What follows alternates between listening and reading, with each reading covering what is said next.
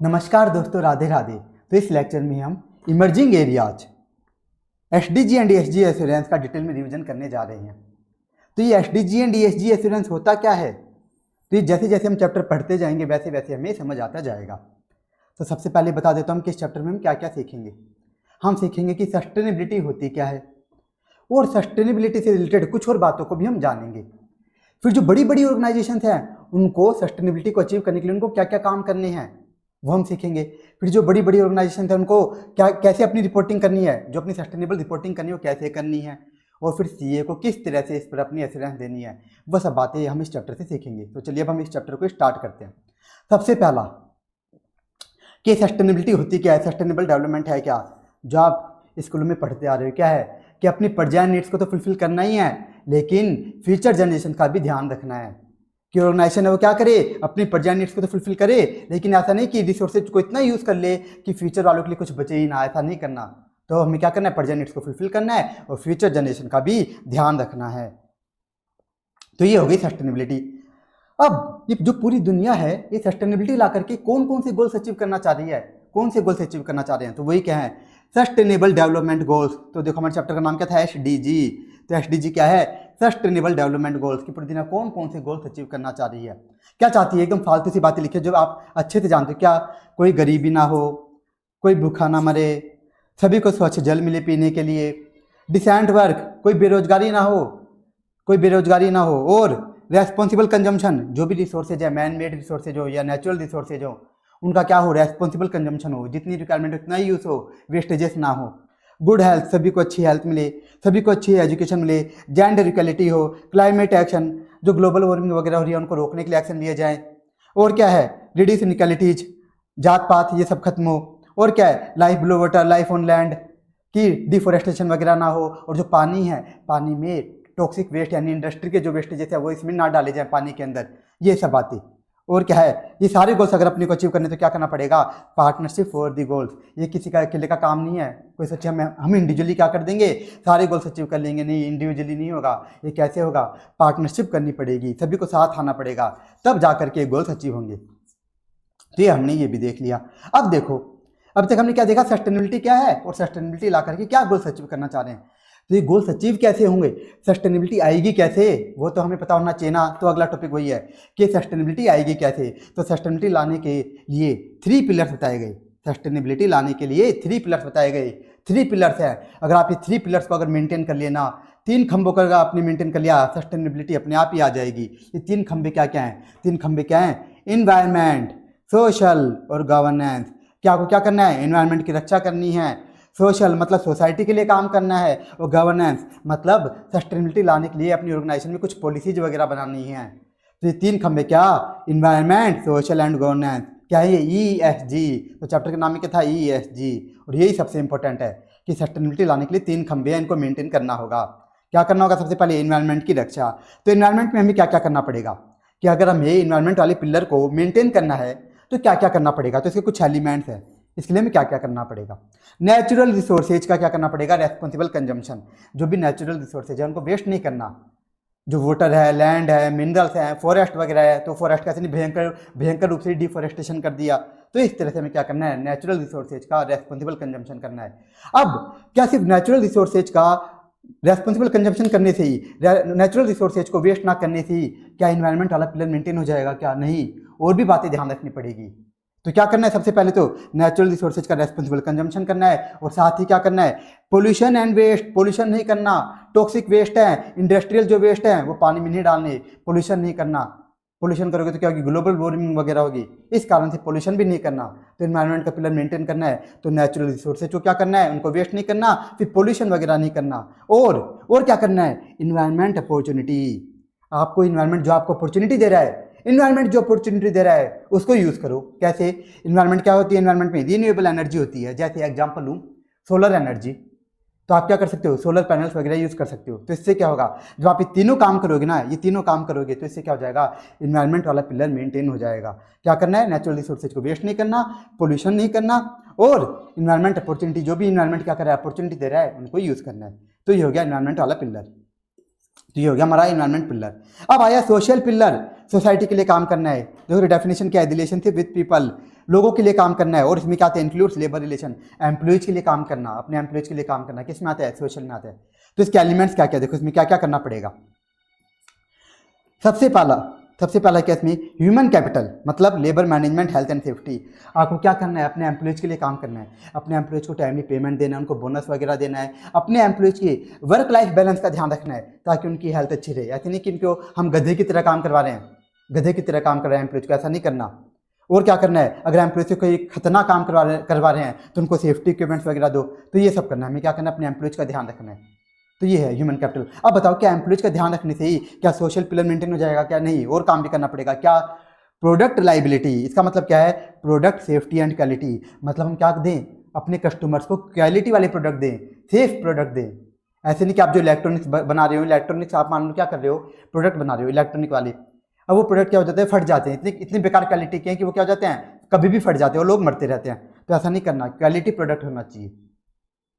और क्या करना है, सोसाइटी जो आपको अपॉर्चुनिटी दे रही है उसको यूज करो। मतलब इसका मतलब क्या है, आप CSR एक्टिविटीज वगैरह भी करो, ये भी करो, जैसे हॉस्पिटल खुला दो, स्कूल खुलवा दो। तो ये है सोशल अपॉर्चुनिटी। तो अगर हम ये तीनों काम करेंगे, ह्यूमन कैपिटल, प्रोडक्ट लाइबिलिटी और सोशल अपॉर्चुनिटी, तो क्या होगा, इससे सोशल पिलर भी मेंटेन हो जाएगा। तो ये था सोशल पिलर, तो ये भी एकदम ईजी था। अब लास्ट देखो, गवर्नेंस पिलर, ये किसकी बात करता है, internal system of policies and procedures entity adopts, कि इसका मतलब क्या है, ऑर्गेनाइजेशन सस्टेनेबिलिटी को अचीव करने के लिए जो भी पॉलिसीज बनाती है ना, वही क्या कहलाती है, गवर्नेंस कहलाती है। तो इसके कुछ एलिमेंट्स हैं कि इसमें क्या क्या कवर होगा। गवर्नेंस, अगर हमें गवर्नेंस वाले पिलर को मेंटेन करना है तो इसके अंदर क्या क्या बात ध्यान रखनी होगी। तो मैं ये यहाँ पे समझा देता हूँ, हो सकता है आपको यहाँ पे ये अच्छे से समझना है, लेकिन जैसे चैप्टर में हम आगे बढ़ेंगे आपको ये अच्छे से समझ आ जाएगा। सबसे पहला क्या होना चाहिए इसमें, कॉर्पोरेट गवर्नेंस होना चाहिए। इसका मतलब क्या है, इसका मतलब क्या, ओनरशिप, कि एंटिटी में, ऑर्गेनाइजेशन में जो भी ओनर्स लोग हैं, TCWG वगैरह, वो क्या करे, उनको क्या करना है, उनको बनानी है पॉलिसीज, किसके रिगार्डिंग, सस्टेनेबिलिटी को अचीव करने के लिए। किनको बनानी है, जो ओनर्स वगैरह हैं एंटिटी के, उनको करना है काम। और दूसरा क्या करना है, कॉर्पोरेट बिहेवियर का ध्यान रखना है। मतलब ऑर्गेनाइजेशन के अंदर जो भी लोग हैं, इसमें किसकी बात हो रही है, जो भी ऑर्गेनाइजेशन के अंदर के लोग हैं वो क्या करें, एथिक्स फॉलो करें, एथिकल प्रिंसिपल्स को फॉलो करें, उनका कंप्लायंस करें। और सबसे मेन चीज़ है ट्रांसपेरेंसी। इसमें एक चीज़ हो जाती है ट्रांसपेरेंसी, कि ये एंटिटी जो भी पॉलिसीज बनाए सस्टेनेबिलिटी को अचीव करने के लिए, वो क्या होनी चाहिए, एकदम ट्रांसपेरेंट होनी चाहिए। मतलब उनका क्या करना है, ट्रांसपेरेंट डिस्क्लोजर देना आपको, अपने स्टेक होल्डर्स को। तो अगर आपको ये बात अभी समझ भी नहीं आ रही तो बाद में आपको अच्छे से समझ आ जाएगी बस। तो ये था गवर्नेंस वाला पिलर। तो इसमें क्या क्या करना पड़ेगा, कॉर्पोरेट गवर्नेंस करनी पड़ेगी, मतलब ओनरशिप, ओनर्स लोगों को क्या करना है, पॉलिसीज बनानी है। और corporate behaviour, ethical principles compliance करना है और ट्रांसपेरेंसी रखनी है। मतलब अपने स्टेक होल्डर्स को सारी बातें बतानी है कि हमने क्या क्या पॉलिसीज बनाई, ये सब करना है। तो ये 3 पिलर हो गए, क्या, एनवायरमेंट, सोशल और गवर्नेंस। तो अगर इन 3 पिलर्स को मेंटेन किया जाता है तो सस्टेनेबिलिटी अपने आप आ जाएगी। अब देखो यहाँ पे और एक बात और बताई गई कि जो ESG रिपोर्टिंग है ये क्वांटिटेटिव भी हो सकती है और क्वालिटेटिव भी हो सकती है। एग्जाम्पल, एक ऑर्गेनाइजेशन ने 1000 एम्प्लॉयज को जॉब दी, 1000 एम्प्लॉयज को, तो ये क्या हो गई, ये हो गई क्वांटिटेटिव। क्वालिटेटिव का मतलब क्या है, ऑर्गेनाइजेशन क्या करती है, अपने एम्प्लॉयज के वर्क लाइफ बैलेंस का ध्यान रखती है, या फिर वो क्या करती है, जो अपने प्रोडक्ट्स हैं वो क्या बनाती है, एकदम क्वालिटी वाली बनाती है। तो ये सब क्या कौन से हो गए, ये सब कौन से हो गए, क्वालिटेटिव रिपोर्टिंग हो गई। तो ये है, तो फालतू सी बात है। तो बार तक जितना कराया बता दे तुम क्या पढ़ना है क्या नहीं। पहले देखो ये फालतू चीज़ें, इनको बस रीड करना है, मीनिंग को, वो तो एकदम फालतू है। फिर जो सस्टेनेबल डेवलपमेंट गोल्स हैं इनको बस रीड करना है, गलती से भी याद नहीं करना। एकदम गलती से आई से पूछ भी लिया एग्जाम में तो रीड भी करोगे ना, 5-7 नाम तो आपको ऐसे ही याद आ जाएंगे, और उससे ज़्यादा लिखने भी नहीं होते। उसके बाद 3 पिलर्स ऑफ सस्टेनेबिलिटी, ये आपको अच्छे से याद करना है। इसमें जो एलिमेंट्स है ये भी आपको याद करना है, और डेफिनेशन बस रीड कर लेना, डेफिनेशन रीड करते ही याद हो जाएगी। एलिमेंट्स आपको अच्छे से याद करने हैं। तो ये पूरा टॉपिक याद करना, 3 पिलर्स ऑफ सस्टेनेबिलिटी। अब आ जाओ नेक्स्ट टॉपिक, सस्टेनेबल रिपोर्टिंग। तो देखो अभी तक हमने क्या सीखा कि सस्टेनेबिलिटी क्या होती है और उसको मेंटेन कैसे किया जाएगा। तो 3 पिलर्स हैं, तो हमने सारा सीख लिया कि भी कैसे मेंटेन करना है। तो किसकी बात आ गई, सस्टेनेबल रिपोर्टिंग की, कि ऑर्गेनाइजेशन को कैसे रिपोर्टिंग करनी है। लेकिन ICSE ने इसमें चैप्टर को बड़ा करने के लिए कई फालतू बातें भी डाल दी। जैसे सस्टेनेबल रिपोर्टिंग की मीनिंग क्या है, देखो क्या मीनिंग होगी कि भाई पूरी दुनिया को ये बताना है कि हम इन्वायरमेंट के लिए क्या कर रहे हैं, सोसाइटी के लिए क्या कर रहे हैं, ये बतानी तो क्या है, सस्टेनेबल रिपोर्टिंग। तो ये बातें ICSE ने लिखी है कि reporting publicly on its environment and social impacts, और इसी बात को अदर वर्ड्स में लिख दिया, information about their ESG performance to outside world, कि अपनी ESG परफॉर्मेंस के बारे में पूरी दुनिया को बताना। यही क्या है सस्टेनेबल रिपोर्टिंग, कि हमने इन्वायरमेंट के लिए क्या किया, हमने सोसाइटी के लिए क्या किया, ये बात पूरी दुनिया को बताना, यही क्या है सस्टेनेबल रिपोर्टिंग। अब आओ नेक्स्ट कि रिपोर्टिंग करने से क्या क्या बेनिफिट्स होंगे, किस किस को बेनिफिट्स होंगे। तो सबसे पहले बताया कि जो ऑर्गेनाइजेशन है जो रिपोर्टिंग करेगी तो उसके स्टेक होल्डर्स को बेनिफिट होगा। जो भी स्टेक होल्डर्स हैं उसके investors, share holders, creditors, government वगैरह जितने भी है सबको फायदा होगा। कैसे? वो एंटिटी की अंडरस्टैंड कर पाएंगे क्या ESG परफॉर्मेंस को, कि एंटिटी इन्वायरमेंट के लिए क्या कर रही है, सोसाइटी के लिए क्या कर रही है, इस परफॉर्मेंस को क्या कर पाएंगे, अंडरस्टैंड कर पाएंगे। दूसरा किसको बेनिफिट होगा? दूसरा बेनिफिट एंटिटीज को होगा। जो एंटिटी क्या कर रही है, इन्वायरमेंट के लिए काम कर रही है, सोसाइटी के लिए काम कर रही है, उसको खुद को भी बेनिफिट होगा। क्या बेनिफिट होगा? उस एंटिटी के लिए लॉन्ग टर्म वैल्यू क्रिएट हो जाएगी। लॉन्ग टर्म वैल्यू क्रिएट, आप लोग सर कैसे? एग्जांपल लेता हूँ। एक एंटिटी क्या करती है, अपने एम्प्लॉयज को टाइमली पेमेंट करती है, उनको बोनस देती है, उनके वर्क लाइफ बैलेंस का ध्यान रखती है, मतलब उन एम्प्लॉयज को गधों की तरह काम नहीं करवाती, मान लो बस मैक्सिमम 8 घंटे ही काम करवाती है। तो आप बोलोगे सर कैसे फायदा हो रहा है एंटिटी को? एम्प्लॉयज को लोग तो क्या करवाते हैं, 12 घंटे, 14 घंटे, 15 घंटे काम करवाते हैं, और यहाँ पे 8 घंटे काम करवाएंगे तो एंटिटी को नुकसान होगा। तो देखो शॉर्ट टर्म में तो नुकसान होगा, लेकिन लॉन्ग टर्म में क्या होगा, ये जो एम्प्लॉयज हैं एंटिटी से क्या होंगे, बहुत ज़्यादा खुश हो जाएंगे। तो वो क्या करेंगे, एंटिटी के लिए मेहनत से काम करेंगे, ईमानदारी से काम करेंगे एकदम। तो ऐसा है, इस कारण से एंटिटी के लिए क्या होगी, लॉन्ग टर्म वैल्यू क्रिएट होगी। फिर इन्वेस्टर्स को क्या फायदा होगा? इन्वेस्टर्स इन्वेस्टमेंट डिसीजन ले पाएंगे। कैसे ले पाएंगे? देखो जो स्टेक होल्डर्स थे वो क्या कर पा रहे थे, एंटिटी की ESG परफॉर्मेंस को अंडरस्टैंड कर पा रहे थे। तो मान लो कोई इन्वेस्टर था, उसने देखा कि एंटिटी क्या कर रही है, इन्वायरमेंट को बहुत भयंकर नुकसान पहुंचा रही है, बहुत भयंकर नुकसान पहुंचा रही है। तो इसे पता लग जाएगा इन्वेस्टर को कि एंटिटी क्या कर रही है, इन्वायरमेंट को बहुत ज़्यादा पोल्यूट कर रही है, तो एंटिटी पे क्या सकती है, भयंकर रूप से पेनल्टियाँ लग सकती हैं, भयंकर रूप से। तो ऐसा इन्वेस्टर ऐसी एंटिटी में इन्वेस्ट ही नहीं करना चाहेगा, ऐसी एंटिटी में इन्वेस्ट ही नहीं करना चाहेगा। तो इन्वेस्टर को भी फायदा होगा। और लास्ट फायदा किसके पॉइंट ऑफ व्यू से बताया, ये भी एंटिटी के पॉइंट ऑफ व्यू से बताया लास्ट वाला, कि क्या होगा, put them in a better position with customers and as well as enable them to acquire new ones. क्या होगा अगर एंटिटी क्या करेगी, बताओ, कस्टमर को क्वालिटी प्रोडक्ट देगी, और कस्टमर्स को अगर कोई प्रॉब्लम आती है तो उनको रिजॉल्व करती है टाइम टू टाइम। तो इससे क्या होगा, कस्टमर की क्या होगा, एंटिटी की कस्टमर के साथ रिलेशनशिप अच्छी हो जाएगी।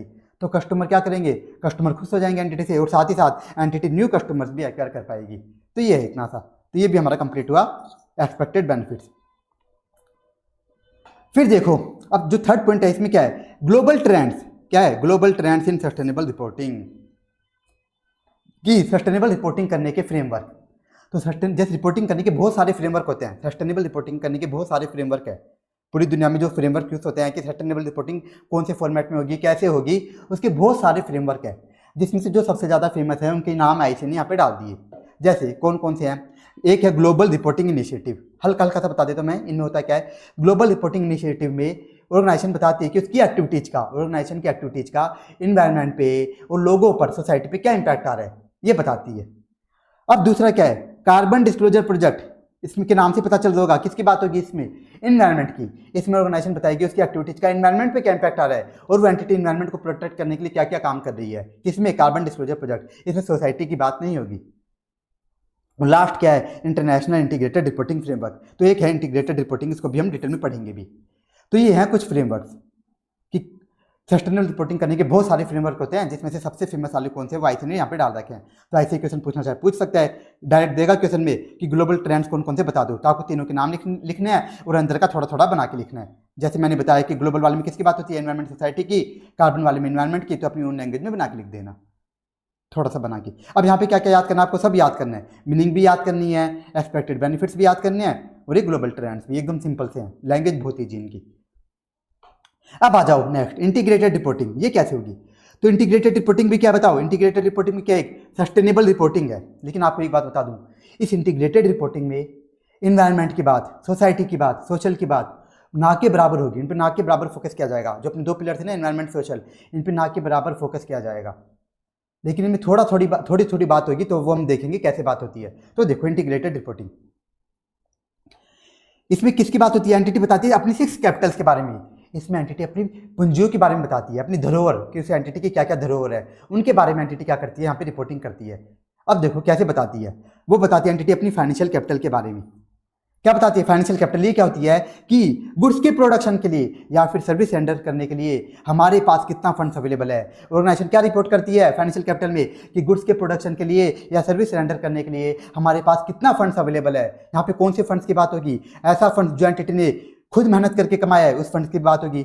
जो खुद पसीने बहा बहा के कमाया है उसके बाद, और जो एंटिटी ने लोन लिया है, मान लो गुड्स के प्रोडक्शन के लिए एंटिटी ने लोन लिया 10 करोड़ का, तो ये भी एंटिटी बताएगी किसके अंदर, फाइनेंशियल कैपिटल में। तो दोनों बताएगी, ऑब्टेन थ्रू फाइनेंसिंग और जनरेटेड थ्रू ऑपरेशंस, दोनों बताएगी। अब आप बताओ क्या इस कैपिटल में कहीं पे बात हुई इन्वायरमेंट की, सोसाइटी की? नहीं, इसमें तो एंटिटी ये बता रही है कि हमारे पास कितना फंड्स अवेलेबल हैं गुड्स के प्रोडक्शन के लिए, बस इतना बता रही है। तो ये है फाइनेंशियल कैपिटल। अब दूसरा देखो मैन्युफैक्चर्ड कैपिटल, कि गुड्स के प्रोडक्शन के लिए या सर्विस रेंडर करने के लिए हमारे पास कितने इक्विपमेंट्स है, कितनी मशीन्स है, कितनी बिल्डिंग्स वगैरह है। जैसे एंटिटी बता रही है कि हमारे पास 20 मशीन्स है गुड्स प्रोडक्ट प्रोड्यूस करने के लिए, गुड्स के प्रोडक्शन के लिए 20 मशीन्स है, या फिर हमारे पास 10 बिल्डिंग्स हैं, उनको हम क्या करते हैं, लीज पर देते हैं सर्विस रेंडर करने के लिए। तो ये क्या हो गई, मैन्युफैक्चर्ड कैपिटल। अब आप बताओ क्या मैन्युफैक्चर्ड कैपिटल में कहीं पे बात हुई इन्वायरमेंट की, सोसाइटी की? कहीं पे भी नहीं हुई। अगला देखो, एक बार नेचुरल कैपिटल को होल्ड करो। अगला देखो ह्यूमन कैपिटल। अब आप बोलोगे सर ह्यूमन कैपिटल यानी यहाँ पे तो किसकी बात होगी कि हम एम्प्लॉयज के लिए क्या क्या कर रहे हैं? नहीं, यहाँ पर जो ऑर्गेनाइजेशन होगी वहाँ पे ये बात नहीं करेगी कि हम अपने एम्प्लॉयज के लिए क्या क्या कर रहे हैं, ये बात नहीं होगी। यहाँ पे ये बताएगी एंटिटी कि हमारे जो एम्प्लॉयज हैं उन्होंने क्या क्या झंडे गाड़ रखे हैं, उनके पास क्या क्या स्किल्स है, उनमें कितने सालों का एक्सपीरियंस है, वो एथिकल वैल्यूज क्या उनमें, कितना ईमानदारी से काम करते हैं, कितना मेहनत से काम करते हैं, और वो हमारी ऑर्गेनाइजेशन के लिए कितना वफादार हैं, जो हमारे एम्प्लॉयज हैं हमारे ऑर्गेनाइजेशन के लिए कितने वफादार हैं। ये बातें होंगी कहाँ पे, ह्यूमन कैपिटल में। आप बताओ क्या ह्यूमन कैपिटल में कहीं पे बात हुई कि हम अपने एम्प्लॉयज को टाइमली पेमेंट देते हैं, हम अपने एम्प्लॉयज के वर्क लाइफ बैलेंस का ध्यान रखते हैं? कहीं पे बात हुई? कहीं पे भी नहीं हुई। तो यहाँ पे भी देखो कहीं पे भी बात नहीं हुई, ना इन्वायरमेंट की ना सोसाइटी की। फिर देखो एक लास्ट ये इंटेलेक्चुअल कैपिटल। इसमें क्या बताती है एंटिटी ऑर्गेनाइजेशन, अपनी फ्यूचर अर्निंग पोटेंशियल बताती है कि हमारी फ्यूचर में कमाने की औकात कितनी है, ये बताती है। कैसे बताती है? बताती है कि हम कितनी इनोवेशन करते हैं, मतलब कितना नया नया सोचते हैं, कितने नए नए स्टेप्स लेते हैं, और कितना R&D में इन्वेस्ट करते हैं, रिसर्च एंड डेवलपमेंट में कितना इन्वेस्ट करते हैं हम। तो जितना एंटिटी क्या करेगी, इनोवेशन करेगी, जितना ज़्यादा R&D में इन्वेस्ट करेगी, तो उतनी ज़्यादा क्या होगी, एंटिटी की फ्यूचर में कमाने की औकात होगी। एग्जाम्पल नोकिया जब स्टार्टिंग में आया बहुत कमाया उसने, बहुत चला, लेकिन ना उसने इनोवेशन किया ना R&D में इन्वेस्ट किया, तो एकदम बर्बाद हो गया। तो ये तो बताओ क्या इंटेलेक्चुअल कैपिटल में कहीं पे बात हुई इन्वायरमेंट की, सोसाइटी की? कहीं पे भी नहीं हुई। अब देखो दो बचे, नेचुरल कैपिटल। इसमें हल्की सी बात होगी। इसमें क्या बताएगी एंटिटी कि गुड्स के प्रोडक्शन के लिए, गुड्स प्रोड्यूस करने के लिए या सर्विस रेंडर करने के लिए आपने कितना नेचुरल रिसोर्स यूज किया, कितने water, land, mineral, forest use किए हमने। तो क्या ऐसे तो नहीं कि हमने बहुत भयंकर यूज कर दिया, वेस्टेज जैसे कर दिया। तो ये बताएगी नेचुरल कैपिटल में। तो यहाँ पे थोड़ी सी इन्वायरमेंट की बात हुई, वो भी बहुत ज़्यादा नहीं हुई, थोड़ी सी बात हुई बस, क्योंकि यहाँ पे एंटिटी ये नहीं बता रही कि हम कितना पोल्यूशन कर रहे हैं, हम किस तरह से इन्वायरमेंट अपॉर्चुनिटी को यूज कर रहे हैं, वो कुछ भी नहीं बता रहे यहाँ पे। तो बस नेचुरल कैपिटल में देखो थोड़ी सी बात हुई। अब क्या बची, सोशल कैपिटल। यहाँ पे भी बात होगी। यहाँ पे क्या बताएगी entity, relationship with each community, stakeholders et cetera, कि हम सोसाइटी के लिए क्या करें, मतलब जो CSR एक्टिविटीज़ वगैरह ना, वो काम बताएगी एंटिटी अपनी सोशल कैपिटल में। एंटिटी जो भी सोसाइटी के लिए काम कर रही है, CSR एक्टिविटीज़ वगैरह कर रही है, हॉस्पिटल खोल रही है, स्कूल खोल रही है, वो कहाँ बताएगी अपनी सोशल कैपिटल में। तो सोशल कैपिटल में बस बात होती है कहाँ, किस चीज़ की, इन्वायरमेंट की, सोसाइटी की। किसकी बात होती है यहाँ पे, सोशल कैपिटल में, सोसाइटी की। तो एक कहाँ पे बात हुई कि नेचुरल कैपिटल में बात हुई, यहाँ पे इन्वायरमेंट वाले पिलर की थोड़ी सी बात हुई, और सोशल कैपिटल यहाँ पे कौन से पिलर की बात हुई, यहाँ पे भी अपनी सोशल पिलर की।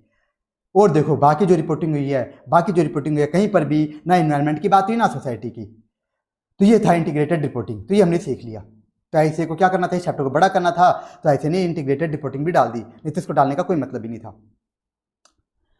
तब इसमें क्या याद करना है, तो इंटीग्रेटेड रिपोर्टिंग में ऐसी है तो डायरेक्ट पूछ लेगा 6 कैपिटल्स बता दो, तो आपके इनके नाम लिखने हैं कैपिटल्स के, और अंदर का बना के लिखना है। फिर तो वो कितनी कैपिटल याद करनी है आपको, कम से कम 5 तो याद होनी चाहिए, 5 के नाम तो याद होने चाहिए। लेकिन मोस्टली ऐसे कौन सा क्वेश्चन पूछता है, ऐसे ही मोस्टली क्या करता है, केस स्टडी बनाता है। इसमें केस स्टडी बनाता है, फिर पूछेगा बताइए कौन सी कैपिटल है, फाइनेंशियल है, मैन्युफैक्चर्ड है, कौन सी है, आपको वो बतानी पड़ेगी। फिर उसके अंदर की डेफिनेशन लिखनी पड़ेगी। इसलिए आपको क्या करना है, अंदर का भी याद करना है। वो कितना याद करना है अंदर का, पूरा याद मत करना, आपको कितना करना है, बस जितना हाईलाइट है ना उतना याद करना है, बाकी तो बस एक बार रीड कर लेना, पूरा आपको गलती से भी याद नहीं करना। तो ये टॉपिक भी हमारा कंप्लीट हुआ, इंटीग्रेटेड रिपोर्टिंग। इसमें एक चीज लिखी है, किसको करनी होती है, टॉप 500 लिस्टेड एंटिटीज को करनी होती है, वो भी क्या है, वॉलंटरी। ये बस MCQ पर्पस से देखना, वैसे कोई काम का नहीं है। अब आ जाओ नेक्स्ट टॉपिक और सबसे इंपॉर्टेंट, क्या, business responsibility and sustainability report, BRSR। इस वाली रिपोर्ट में BRSR में हम क्या देखेंगे, इसके अंदर हम देखेंगे ESG की रिपोर्टिंग। हमने क्या पढ़ा था, सस्टेनेबिलिटी कैसे आएगी, कि सस्टेनेबिलिटी को अचीव कैसे किया जाएगा, हमने देखा था। उसके लिए क्या करना था, 3 पिलर्स को मेंटेन करना था।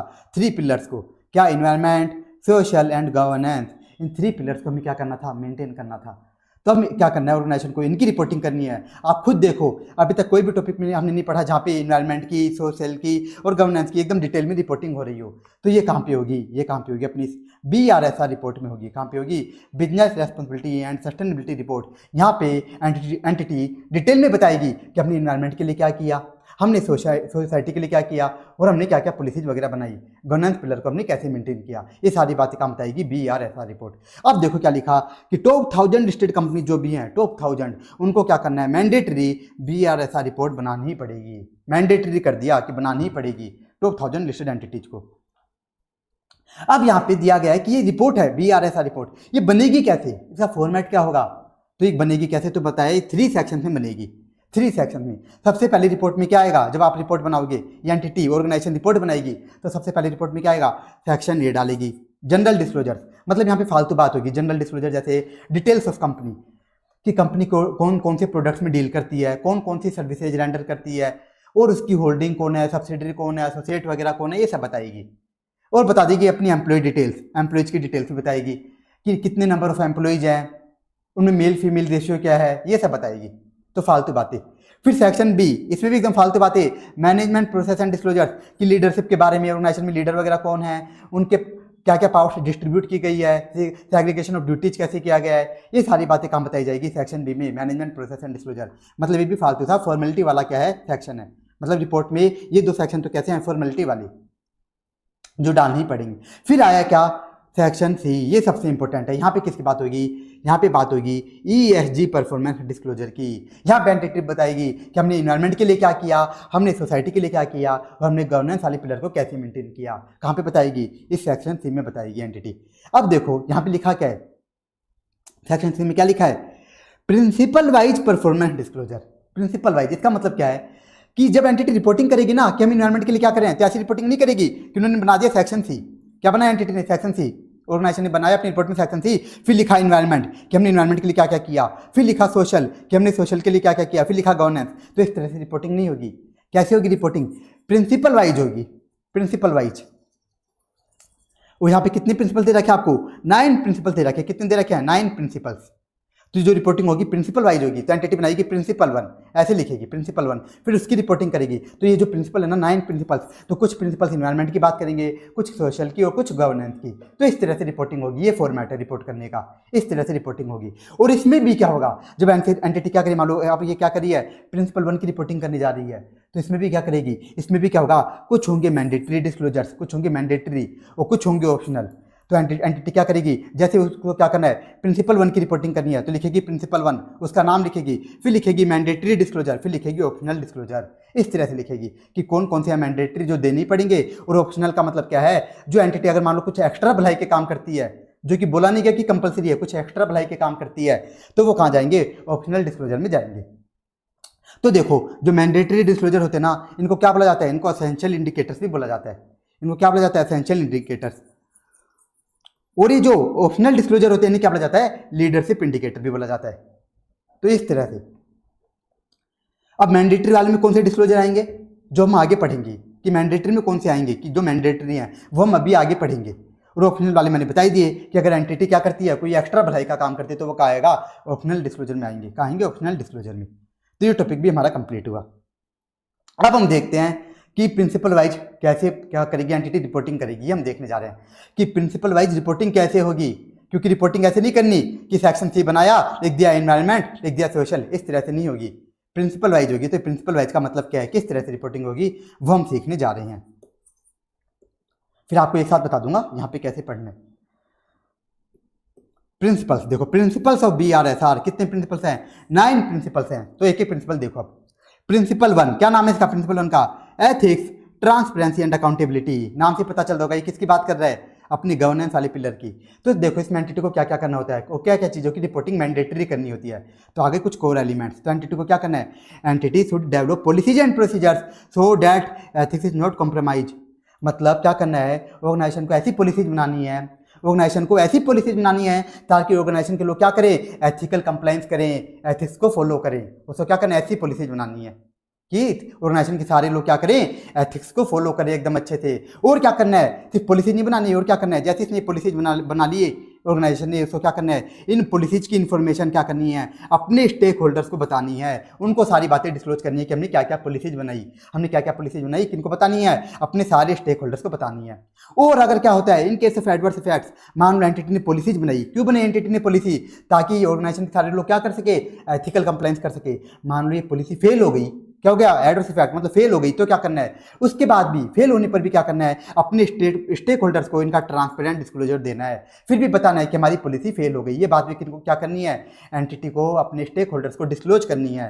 और क्या करना है, एंटिटी को, एंटिटीज इन वैल्यू चेन, मतलब जो आउटसाइड एंटिटी जैसे सप्लायर्स वगैरह हैं, उनको भी क्या करना है, एनकरेज करना है टू अडॉप्ट दिस प्रिंसिपल्स। मतलब एंटिटी को ऐसा नहीं कि खुद ही प्रिंसिपल फॉलो करना है, खुद ही इन्वायरमेंट के लिए काम करना है, खुद ही सोसाइटी के लिए काम करना है, ऐसा नहीं, उसको क्या करना है, अपने सप्लायर्स वगैरह को भी एनकरेज करना है कि आप भी क्या करो, ये प्रिंसिपल फॉलो करो। अगर मान लो ये क्या करते हैं, सप्लायर्स वगैरह इन प्रिंसिपल को वायलेट करते हैं, फॉलो नहीं करते, तो एंटिटी को क्या करना है, प्रोएक्टिवली रेस्पॉन्ड करना है, मतलब उनके अगेंस्ट एक्शन लेने हैं। या तो पहले उनको समझाए कि आप सुधर जाओ, अगर वो नहीं सुधरते तो क्या करना है, उनके अगेंस्ट एक्शन, मान लो सप्लायर से सामान लेना बंद कर दिया या उसके खिलाफ कंप्लेंट कर दी, ये सब काम करना है। तो ये हो गया प्रिंसिपल 1 कंप्लीट, एकदम ईजी था। अब इसमें एक चीज़ बताता हूँ, देखो कितना सिंपल है ये। इसका नाम क्या था, देखो एथिक्स, ट्रांसपेरेंसी एंड अकाउंटेबिलिटी, और इसके कोर एलिमेंट्स में भी बस इन्हीं की बात हुई है। देखो पहला पॉइंट किसकी बात कर रहा है कि एंटिटी को पॉलिसी बनानी है ताकि एथिक्स कॉम्प्रोमाइज ना हो, तो ये पहला पॉइंट किसकी बात कर रहा है, एथिक्स की। अब नेक्स्ट 2 पॉइंट देखो किसकी बात कर रहे हैं कि क्या करना है कि जो पॉलिसी बनाई स्टेक होल्डर्स को बतानी है, वो अगर क्या होता है पॉलिसी फेल भी हो जाती है तो भी क्या करना है, स्टेक होल्डर्स को बताना है। तो नेक्स्ट 2 पॉइंट्स किसकी बात कर रहे हैं, ट्रांसपेरेंसी की। तो आप इस तरह से लिख सकते हो ताकि आपको याद रहे, आपको सारे पॉइंट अपने आप याद आ जाएंगे। और देखो लास्ट 2 पॉइंट्स किसकी बात करें, अकाउंटेबिलिटी, मतलब एंटिटी को खुद ही क्या नहीं करना, खुद ही भलाई नहीं करनी, बाहर वाले से भी भलाई करवानी है। तो ये किसकी बात करें, अकाउंटेबिलिटी। तो इस तरह से आप इसको आराम से याद कर सकते हैं, इस वाले प्रिंसिपल को इजीली। तो देखो अब एंटिटी को रिपोर्टिंग कैसे करनी होगी, जब एंटिटी क्या बनाएगी, BRSR रिपोर्ट, तो लिखेगी प्रिंसिपल 1, इसमें सबसे पहले लिखेगी मैंडेटरी डिस्क्लोजर। अब मैंडेटरी में बताएगी कि हमने ऐसी पॉलिसीज बनाई कि नहीं बनाई, फिर उसको बताना पड़ेगा कि हमने ये सारी इन्फॉर्मेशन जो पॉलिसी बनाई वो स्टेक होल्डर्स को दी कि नहीं दी, और अगर ये फेल हुई तो फिर हमने ट्रांसपेरेंट डिस्क्लोजर दिए कि नहीं दिए, हमने अपनी एंटिटीज इन वैल्यू चेन जो आउटसाइड एंटिटीज है उनको एनकरेज किया कि नहीं किया, और अगर मान लो वो वायलेट कर रहे थे तो हमने प्रोएक्टिवली उनको रेस्पॉन्ड किया कि नहीं किया। सारी बातें लिखनी रहेंगी, कंपलसरी बतानी पड़ेगी। ये सारे क्या है, मैंडेटरी डिस्क्लोजर्स हैं। अब आ जाओ नेक्स्ट प्रिंसिपल पे आ जाओ, प्रिंसिपल 2। नाम ही क्या देखो इसका, safe and sustainable goods and service, मतलब क्या देने हैं, अपने कस्टमर को एक तरह से क्वालिटी वाले प्रोडक्ट देने हैं। तो इसके कोर एलिमेंट देखो, कोर एलिमेंट पहला पॉइंट एकदम फालतू सा दे दिया कि क्या करो, अपने कंज्यूमर्स को एजुकेट करो कि क्या करना है, एजुकेट उनके राइट्स के बारे में, कंज्यूमर जो राइट्स होते हैं उनका एजुकेट करो आप। तो ये रिपोर्टिंग करनी है अपने को। तो जो टॉप 1000 लिस्टेड एंटिटीज होंगी ना, टॉप 1000 लिस्टेड एंटिटीज, इनको क्या करना पड़ेगा, अपनी रिपोर्ट में बताना पड़ेगा प्रिंसिपल 2 में कि इन्होंने कंज्यूमर्स को उनके कंज्यूमर राइट के बारे में एजुकेट किया कि नहीं, इनको ये बताना पड़ेगा। फिर अब देखो इसमें मेन पॉइंट, दूसरा मेन पॉइंट क्या लिखा है, क्या करना है, आप ऐसे प्रोडक्शन मेथड्स और ऐसी टेक्नोलॉजी यूज करो जिससे आपका प्रोडक्ट क्या बने, सस्टेनेबल बने। ऐसे प्रोडक्शन मेथड और टेक्नोलॉजी यूज करो जिससे आपका प्रोडक्ट क्या बने, सेफ एंड सस्टेनेबल बने। मतलब इस प्रिंसिपल की बात आ गई, ऐसे प्रोडक्ट यूज करो कि अच्छी क्वालिटी का प्रोडक्ट बने। और क्या करना है, जब आप अपना प्रोडक्ट बना रहे हो तो क्या करो, नेचुरल रिसोर्सेज का आपको ओवर एक्सप्लॉयटेशन नहीं करना।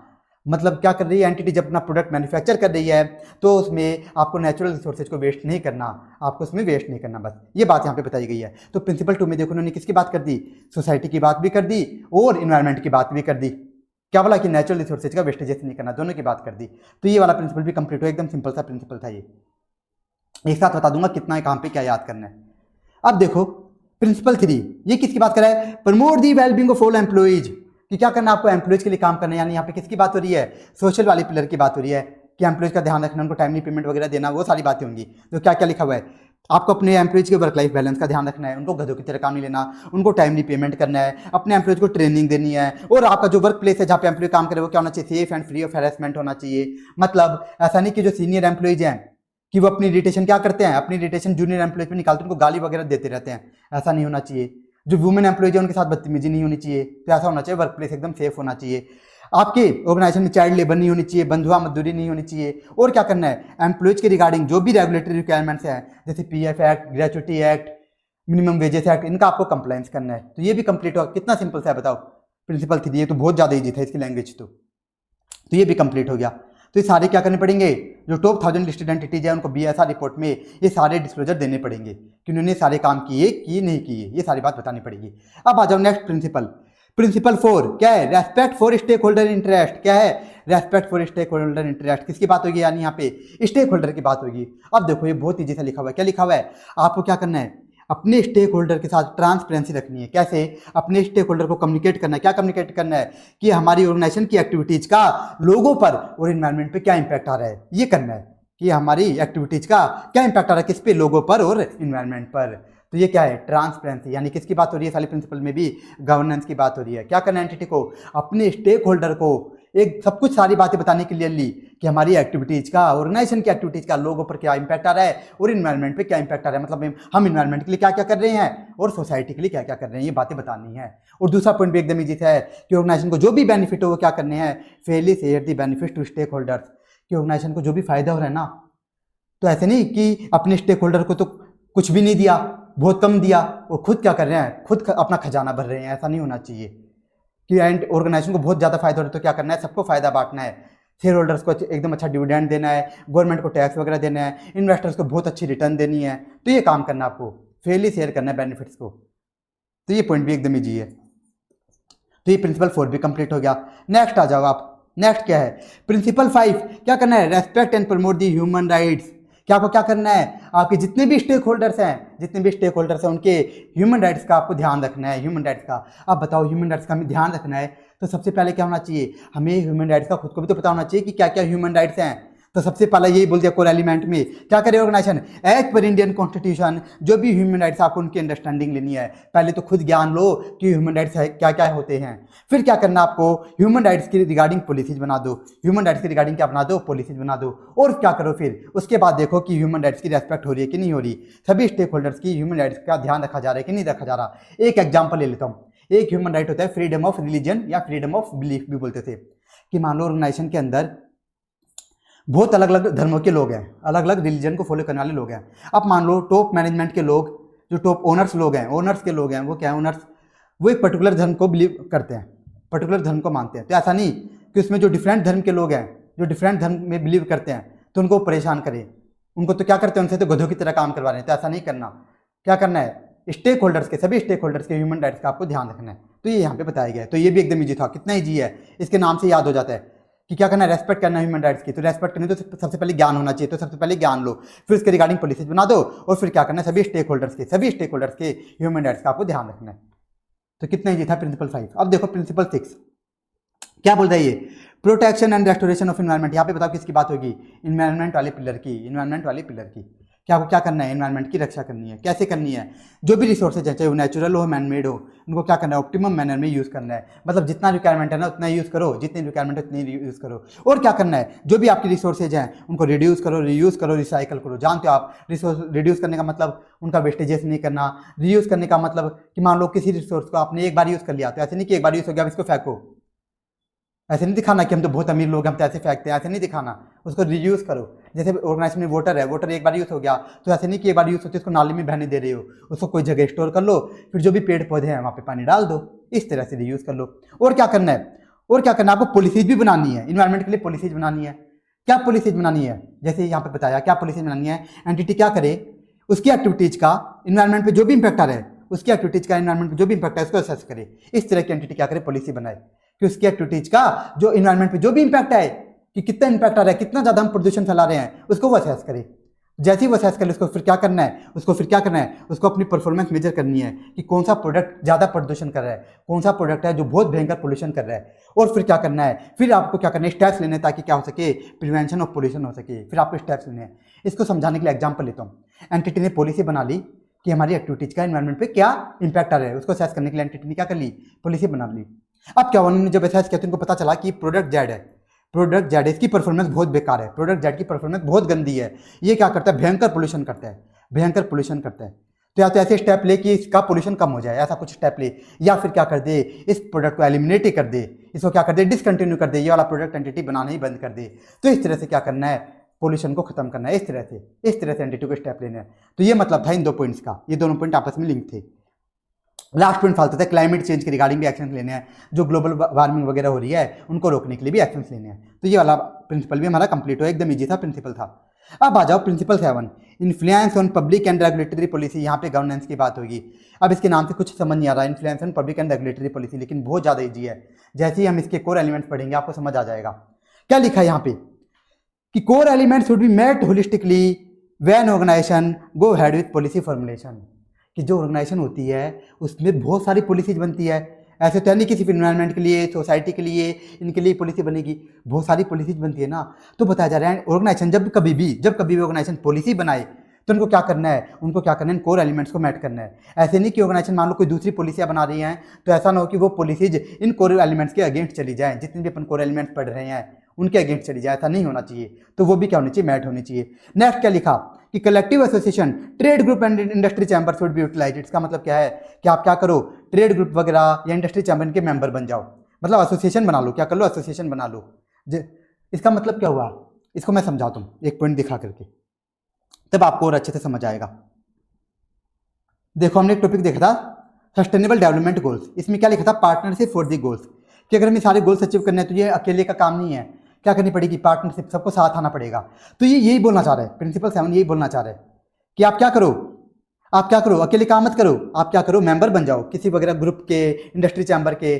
तो क्या करो, साथ मिलकर के क्या करो, फिर साथ मिलकर के पॉलिसियाँ बनाओ, साथ मिलकर के पॉलिसी बनाओ, अकेले काम मत करो, साथ मिलकर के पॉलिसी बनाओ। तो इस तरह से क्या होगा, अपनी सस्टेनेबिलिटी अचीव होगी। इस तरह से करना। तो ये है प्रिंसिपल 7। अब आ जाओ प्रिंसिपल 8, क्या है, promote inclusive growth and equitable development. तो यहाँ पे किसकी बात होगी, यहाँ पे होगी समाज की बात, समाज की भलाई की बात। क्या नाम है, promote inclusive growth and equitable development. यहाँ पे बात होगी सोशल पिलर की। तो देखो क्या बोलते हैं कि एंटिटी को क्या करना है, उसकी एक्टिविटीज का, कितने सिंपल पॉइंट्स लिखे देखना है इसमें, कि एंटिटी को क्या करना है, उसकी एक्टिविटीज का लोगो पर जो भी इंपैक्ट आ रहा है उसको असेस करना है। उसकी एक्टिविटीज का लोगो पर जो भी इंपैक्ट आ रहा है, identify the impacts of that activity on people, लोगो पर जो भी इंपैक्ट आ रहा है उसका असेस करना है। और अगर मान लो ये इंपैक्ट कैसा आता है, एडवर्स इंपैक्ट आता है, बेकार नेगेटिव इंपैक्ट आता है, तो आपको क्या करना है, इसको मिटिगेट करना है, इस नेगेटिव इंपैक्ट को खत्म करना है या फिर कम करना है। एग्जाम्पल लूँ, मान लो एंटिटी जो क्या कर रही है, एक्टिविटीज कर रही है, इससे क्या हो रहे हैं, लोग बेघर हो रहे हैं, बेचारे अपने घरों से डिस्प्लेसमेंट हो रहा है, उनका रीलोकेशन हो रहा है, तो लोग बेघर हो रहे हैं। तो क्या करे एंटिटी, या तो इस एक्टिविटी को ही बंद कर दे, या फिर एंटिटी को लगता है कि नहीं एक्टिविटी तो बंद नहीं हो सकती, तो क्या करे, उनको फेयर कंपनसेशन प्रोवाइड करे। फेयर कंपनसेशन का मतलब क्या होता है कि उनको दूसरा घर लेकर के दे, सही जगह उनको नौकरियां दे, या फिर उनको बहुत अच्छे पैसे दे। अगर मान लो 50 लाख रुपए देने तो 50 लाख दे, ऐसे नहीं कि 1 लाख रुपए दे दिए, बेवकूफ़ बना दिया, ऐसा नहीं करना। तो ये काम करना है। और क्या करना है, CSR एक्टिविटीज करनी है, लेकिन वो भी कैसे करनी है, प्रायोरिटी की बेस पे करनी है। CSR एक्टिविटीज करनी है एंटिटी को, तो वो कैसे करनी है, प्रायोरिटी के बेस पर। इसका मतलब क्या हुआ, आपको पता है जो बड़ी बड़ी ऑर्गेनाइजेशंस होती है उनको क्या करनी होती है, कंपलसरी कुछ पैसा CSR एक्टिविटीज में लगाना होता है, कंपलसरी होता है उनके लिए। तो मान लो ऑर्गेनाइजेशन को पता है कि हमें कंपलसरी क्या करना है, कुछ पैसा CSR एक्टिविटीज में लगाना है, तो वैसा ना करे कि कंपलसरी लगाना तो कहीं पे भी लगा दिया, कहीं पे भी खर्च कर दिया, ऐसा नहीं करना। क्या करे, प्रायोरिटी देखे। उन्होंने देखा कि एक गांव ऐसा है वहाँ पे एक भी हॉस्पिटल नहीं है, एक भी स्कूल वगैरह नहीं है, तो उस गांव में क्या कर दो, हॉस्पिटल वगैरह खुलवा दो।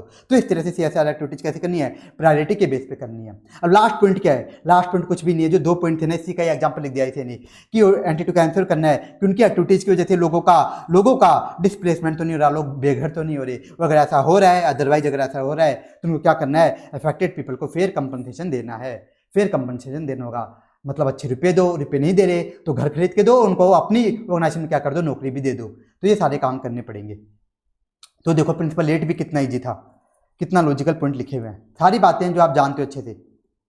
अब देखो last principle 9, provide value to the consumers, मतलब किनका ध्यान रखना है, अपने कस्टमर्स वगैरह का ध्यान रखना है। इसमें भी ऐसे पॉइंट आएंगे, सारे के सारे आप जानते हो, तो मैं इसमें ज़्यादा एग्जांपल नहीं लूंगा, एक स्पीड से बता दूंगा इसको। क्या लिखा हुआ है यहाँ पे कि आपके ऑर्गेनाइजेशन को क्या करना है, उन ऑर्गेनाइजेशन के प्रोडक्ट का जो भी एडवर्स इंपैक्ट होता है वो क्या करना है, डिस्क्लोज करना है, कस्टमर को डिस्क्लोज करना है। मान लो ऑर्गेनाइजेशन के प्रोडक्ट से क्या हो जाती है, छोटे बच्चों को एलर्जी हो जाती है, तो अपने प्रोडक्ट पर डिस्क्लोज कर दे, और क्या करे, और कोशिश करे ये जो एडवर्स इंपैक्ट आ रहा है इसको खत्म करने की थोड़ी कोशिश करे कि ये खत्म हो जाए। और क्या करना है, ऑर्गेनाइजेशन को एडवर्टाइजमेंट के जरिए कभी भी मिसलीडिंग इन्फॉर्मेशन नहीं देनी कस्टमर को, जबकि ये तो बहुत होता रहता है, बहुत ज़्यादा होता है, लेकिन बस बता रखा है, ज्ञान देने की बात है यहाँ पे। तो एडवर्टाइजमेंट के जरिए क्या है कि मिसलीडिंग इन्फॉर्मेशन नहीं देनी, कि झूठा एडवर्टाइजमेंट कर रहे हो आप। और क्या करना है, कस्टमर की राइट टू प्राइवेसी का ध्यान रखना है, कि जो कस्टमर का डाटा है उसको लीक नहीं करना। और क्या करना है, क्या होना चाहिए, ट्रांसपेरेंट ग्रीवेंसेज रिड्रेसल सिस्टम होना चाहिए कस्टमर्स के लिए, कि कस्टमर को कोई प्रॉब्लम आती है तो उन प्रॉब्लम को भी आप रिजॉल्व करो, उनको क्या कर दो, हेल्पलाइन नंबर दे दो, उसके लिए कोई वेबसाइट बना दो, ऐसा कुछ करो। तो क्या करो, ग्रीवेंसेज रिड्रेसल सिस्टम होना चाहिए। और एक और है क्या, inform the customers on safe way of usage. ये तो आप अच्छे से जानते भी हो, आप कितने प्रोडक्ट खरीदते हो, वो मोस्टली प्रोडक्ट्स भी लिखा होता है कि इस प्रोडक्ट को कैसे यूज़ करना है, किस तरह से, कोई मान लो केमिकल वगैरह तो लिखा रहेगा, इसको गलती से भी स्किन पे टच मत कर लेना, इस तरह से लिखा हुआ रहता है। तो एक तरह से क्या करनी है, प्रोडक्ट की आपको लेबलिंग करनी है कि किस तरह से प्रोडक्ट सही से यूज़ किया जाए, उसकी लेबलिंग करके देनी है। तो ये प्रिंसिपल 9 भी हमारा कंप्लीट हुआ और सारे प्रिंसिपल्स कंप्लीट हो गए। देखो कितने ईजी प्रिंसिपल थे, अगर समझ के करते तो कितने ज़्यादा ईजी हैं। अब बता दे तुम क्या क्या याद करना है, तो यहाँ से बताना है। बिजनेस रेस्पॉन्सिबिलिटी, इस पर भी क्वेश्चन आ सकता है। BISR रिपोर्ट में कितने सेक्शंस होंगे बताना पड़ेगा, तो आपको पूरा लिखना पड़ेगा यहाँ से लेकर यहाँ तक। अंदर का आप बना के लिख सकते हो, अंदर का आप आराम से बना के लिख सकते हो, जितना हाईलाइट हुआ IGT याद करना है और अंदर का बना के लिख सकते हो, बस रीड जरूर करना है अंदर का। फिर आए प्रिंसिपल्स, इसमें दिक्कत आती है स्टूडेंट्स को। तो इसमें मोस्टली क्वेश्चन ऐसे कैसे बनाता है, मोस्टली कैसे बनाता है, कोर एलिमेंट्स पूछता है, लेकिन वो डायरेक्ट नहीं पूछेगा कि प्रिंसिपल 1 के कोर एलिमेंट्स बता दो, ऐसे डायरेक्ट नहीं पूछेगा। ऐसे ही क्या करेगा, इसमें ये जो दो गंदी सी लाइनें हैं, ये क्या होती है, सब हेडिंग, इसे क्या बोलते हैं अपन, सब हेडिंग बोलते हैं। ये तो है हेडिंग, और ये क्या है, दो गंदी सी लाइनें, ये है सब हेडिंग। तो ऐसे ही सब हेडिंग को क्या करेगा, क्वेश्चन में डालेगा और बोलेगा इस प्रिंसिपल के क्या होता है, कोर एलिमेंट्स। तो आपको पता लगाना पड़ेगा। तो ये जो सब हेडिंग ना आपको हमेशा रीड करनी है, तो आपको पता रहे कि ये सब हेडिंग कौन सी प्रिंसिपल की है। तो ये आपको हमेशा रीड करनी है, रटनी नहीं है। ये तो क्वेश्चन की लैंग्वेज बनेगी, ये क्या बनेगी, क्वेश्चन की लैंग्वेज।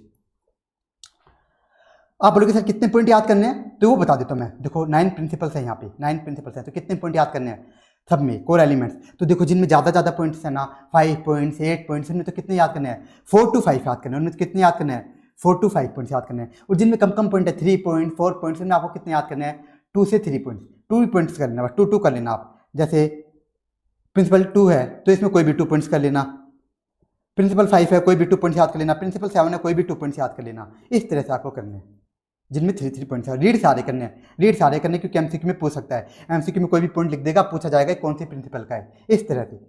तो इस तरह से इसमें क्वेश्चन बनते हैं। और आपको क्या करना है, इसमें प्रिंसिपल का नेम और नंबर ये भी याद करना है, प्रिंसिपल का नेम और नंबर। क्यों, क्योंकि या तो ऐसे डायरेक्ट पूछ सकता है कि भाई जो 9 प्रिंसिपल्स हैं इनका नाम बता दो, लेकिन इस वाले क्वेश्चन आने के चांस कम होते हैं। लेकिन ऐसे क्या कर सकते हैं, केस स्टडी बना सकते हैं और उसमें बोलेगा बताओ यहाँ पे कौन कौन से प्रिंसिपल्स कंप्लाई हो रहे हैं। तो आपको वहाँ पे प्रिंसिपल का नेम भी लिखना रहेगा और प्रिंसिपल का नंबर भी। तो आप बोलोगे सर ये कैसे याद होंगे, तो आप जैसे जैसे बार बार पढ़ोगे ना इस टॉपिक को, 2-3 बार रिवीजन हो जाएगा इस चैप्टर का, तो अपने आप ही याद हो जाएंगे कि कौन सा प्रिंसिपल कौन सा है, आराम से याद हो जाएगा आपको। बस नाम याद नहीं होता, तो नाम के लिए मैं बता देता हूँ कैसे याद करना है। तो देखो पहला जो प्रिंसिपल है, ये इसका नाम तो आप पूरा ही याद कर लेना। क्यों, इसका जैसे आप नाम याद करोगे ना, तो नाम से क्या हो जाएंगे, सारे पॉइंट्स भी याद हो जाएंगे, मैंने तरीका बताया भी था। सेकंड प्रिंसिपल का नाम भी देखो बहुत ईजी है, पूरा याद हो सकता है। अब थर्ड प्रिंसिपल है, इसका नाम बस इतना ही याद करना, promote the wellbeing of all employees. Fourth principle का नाम इतना ही याद करना, respect for stakeholder interest. Principle 5 का नाम इसका पूरा याद करने की कोशिश करना, पूरा प्रिंसिपल 5 का नाम पूरा याद करने की कोशिश करना, लेकिन ना हो तो इतना तो कम से कम करना है, रेस्पेक्ट द ह्यूमन राइट्स, कम से कम इतना तो करना ही है। प्रिंसिपल 6 पूरा आराम से हो जाएगा। प्रिंसिपल 7 में देख लेना को कितना आपको याद हो रहा है, अगर पूरा हो जाए तो पूरा नहीं हो रहा तो इन्फ्लुएंस ऑन रेगुलेटरी पॉलिसी, इतना याद कर लेना। और प्रिंसिपल 9 इसमें कितना कर लेना, प्रोवाइड वैल्यू टू कंज्यूमर्स, बस इतना नाम याद कर लेना, कि पूरे नाम याद नहीं होंगे। अभी तो आपको लग रहा होगा कि मैं क्यों कटवा रहा हूँ, लेकिन पॉसिबल ही नहीं है याद करना, स्टूडेंट को याद ही नहीं होती, फिर इसी टॉपिक में आधे घंटे तक अटक जाते हो, तो कोई मतलब नहीं है। प्रिंसिपल 8 इसमें भी थोड़ा ही नाम याद कर लेना, प्रमोट द इक्विटेबल डेवलपमेंट, बस इतना याद कर लेना, इससे आपको आराम से याद हो जाएंगे। तो ये मैंने बता दिया कि कैसे याद करना है प्रिंसिपल वाले टॉपिक को, पॉइंट्स का बता दिया, नाम बता दिया, नाम कैसे याद करना है। तो ये टॉपिक हमारा कंप्लीट हुआ। अब आ जाओ नेक्स्ट टॉपिक, एश्योरेंस इन BRSR। अब देखो अभी तक क्या हमने कहीं पे बात करी थी, को क्या करना है, कहीं पे भी बात नहीं करी। अभी तक हमने सीखा है सस्टेनेबिलिटी क्या होती है, वो कैसे अचीव होगी, सस्टेनेबिलिटी आएगी कैसे, तो हमने बताया 3 पिलर्स होते हैं। फिर हमने देखा सस्टेनेबल रिपोर्टिंग क्या होती है, और वो रिपोर्टिंग ऑर्गेनाइजेशन करेगी कैसे, ऑर्गेनाइजेशन की बातें देखी। लेकिन सीए को क्या करना है वो हम देखने जा रहे हैं, एश्योरेंस इन BRSR। अब इसको पढ़ाने से पहले मैं आपको थोड़ी सी एक्स्ट्रा बातें और बता देता हूँ। वैसे तो रिविजन में बताने लायक नहीं है, क्लास में बताने लायक बातें हैं, क्योंकि ऐसे ही पूछेगा नहीं, लेकिन मैं बता देता हूँ आपको। देखो सीए क्या करता है, या तो एश्योरेंस एंगेजमेंट करता है या नॉन एश्योरेंस। नॉन एश्योरेंस का मतलब क्या होता है, अगर एक सीए मैनेजमेंट के लिए काम करता है, मैनेजमेंट को एश्योरेंस देता है, तो इसे क्या बोला जाता है, नॉन एश्योरेंस एंगेजमेंट। लेकिन एक सीए अगर जनरल पब्लिक को, स्टेक होल्डर्स को, यूजर्स के लिए क्या करता है काम, उनको क्या देता है एश्योरेंस, तो इसे क्या बोला जाता है, एश्योरेंस एंगेजमेट। अब आप ये बताओ जो BRSR है, यहाँ पे जो एश्योरेंस दी जाएगी सी के द्वारा, किसे दी जाएगी, मैनेजमेंट को दी जाएगी या यूजर्स को, यहाँ पे सभी यूजर्स को दी जाएगी, इन्वेस्टर, क्रेडिटर्स, गवर्नमेंट, सभी के लिए काम होगा। तो यानी ये क्या है, एक एश्योरेंस एंगेजमेंट है। BRSR पे एश्योरेंस देना क्या है, एश्योरेंस एंगेजमेंट है ये। और एश्योरेंस एंगेजमेंट भी दो होती है, एक होती है हिस्टोरिकल फाइनेंशियल इन्फॉर्मेशन और एक होती है other than historical financial information. तो बताओ यहाँ पे BRSR की जो रिपोर्ट है, अपनी जो पूरी रिपोर्ट देखते आए हैं, 9 प्रिंसिपल्स अपन ने देखे हैं, कहीं पे भी फाइनेंशियल इन्फॉर्मेशन की बात ही नहीं होती। यहाँ पे तो इन्वायरमेंट की, सोसाइटी की, इनकी बात होती है। तो ये क्या है, यानी other than historical financial information है, other than historical financial information वाली एश्योरेंस है। तो मेरा कहने का मतलब ये है कि एक अलग ही डिफरेंट एंगेजमेंट है। ऐसा नहीं कि आप क्या करने जा रहे हो, स्टैंडर्ड्स ऑन ऑडिटिंग के अकॉर्डिंग स्टैट ऑडिट करने जा रहे हो तो वहाँ पे आपको क्या करनी पड़ेगी, वहाँ पे आपको BSR रिपोर्ट भी देखनी पड़ेगी। नहीं, आपको नहीं करना, स्टैट ऑडिटर का काम नहीं है। ये तो एक डिफरेंट एंगेजमेंट है, डिफरेंट एंगेजमेंट। अब इसमें एक डाउट आ सकता है कि सर अगर मान लो ये टॉप 1000 लिस्टेड एंटिटीज है, हमने क्या देखा, टॉप 1000 लिस्टेड एंटिटीज को क्या करनी पड़ती है, कंपलसरी BSR रिपोर्ट बनानी पड़ती है। अब ये क्या कर रहे हैं, CA राम से स्टैट ऑडिट करवा रहे हैं, तो क्या CA राम को बोल सकते हैं कि तू ही क्या कर दे, BRSR पे भी एश्योरेंस दे दे? तो हाँ, आराम से बोल सकते हैं, कोई दिक्कत नहीं है, CA राम से ही BRSR पे भी एश्योरेंस करवा सकते हैं। क्यों, ये एक डिफरेंट एंगेजमेंट है और इससे इंडिपेंडेंस पे कोई खतरा नहीं होता। इस कारण से बोला गया कि CA राम ही सेम स्टैट ऑडिटर ही क्या कर सकता है, BRSR पे भी एश्योरेंस दे सकता है। बस ये क्या है, एक डिफरेंट एंगेजमेंट है, ये स्टैट ऑडिट के अंदर कवर नहीं है। ये कहने का मतलब है पूरा जो मैं कहना चाह रहा हूँ आपको। अब देखो एश्योरेंस कैसे दी जाएगी, तो सबसे पहले बताया ICN इसके लिए क्या निकाले हैं, SSAE standard on sustainability assurance engagement. ये भी हमारे कोर्स में नहीं है, लेकिन इसमें थोड़ा सा काम बता दिया कि कैसे देनी है एश्योरेंस।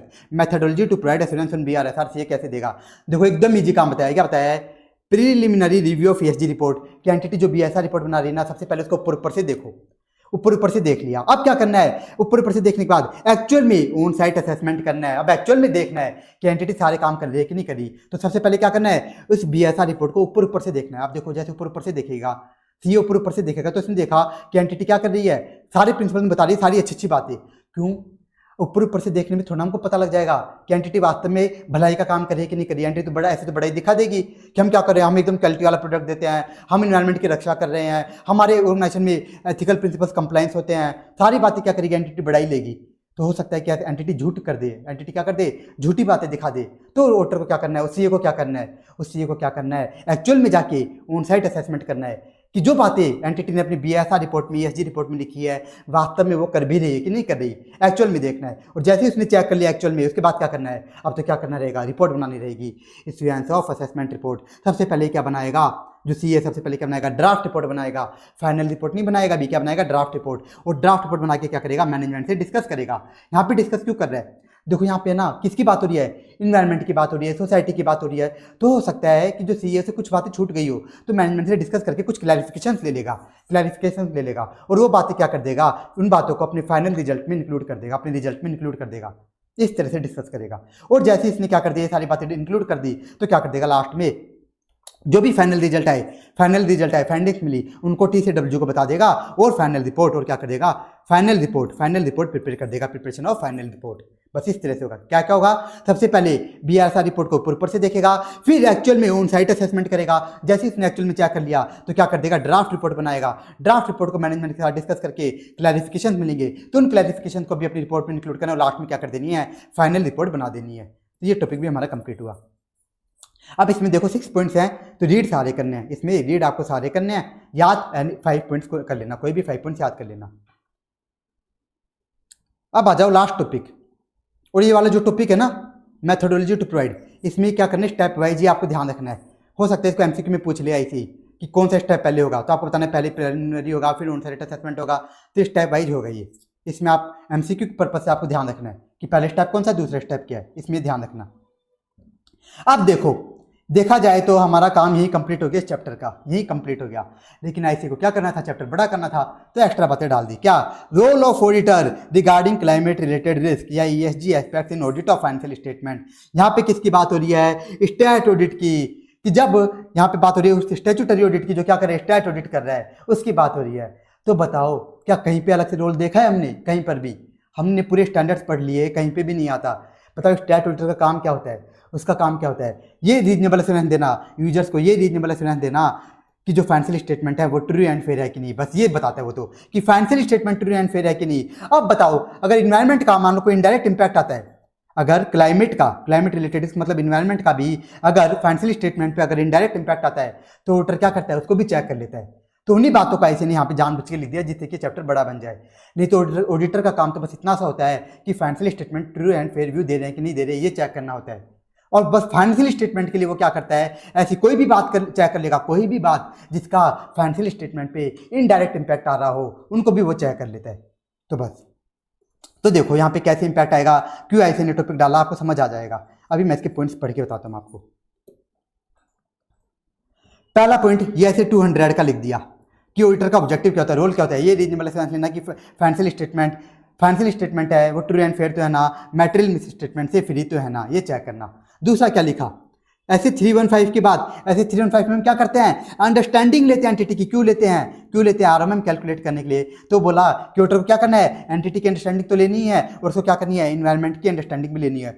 अब आप बोलोगे सर यहाँ पे तो नई बात आ गई कि क्या कर रहा है, इन्वायरमेंट की अंडरस्टैंडिंग भी लेनी है, हमने वहां पे तो पढ़ा ही नहीं। अरे ऐसा नहीं है, वही सेम बात है, बस ऐसे ने क्या कर दिया, इसको डिटेल में लिख दिया क्योंकि उनको क्या करना था, जबरदस्ती ऐसे को क्या करना था, जबरदस्ती ये टॉपिक यहाँ पे डालना था ताकि क्या बढ़ जाए, कंटेंट बढ़ जाए, इस चैप्टर का कंटेंट बड़ा हो जाए।